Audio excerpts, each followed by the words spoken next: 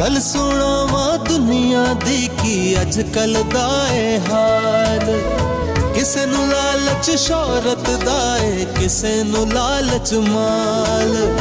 रह जाना ए सब कुछ इत्थे, कुछ नहीं जाना नाल।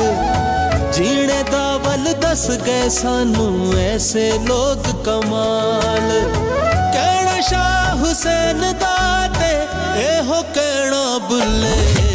दुआ फकीरां दी, दुआ फकीरां दी एहो ए तैनू रब ना भुले। दुआ फकीरां दी एहो ए तैनू रब ना भुले।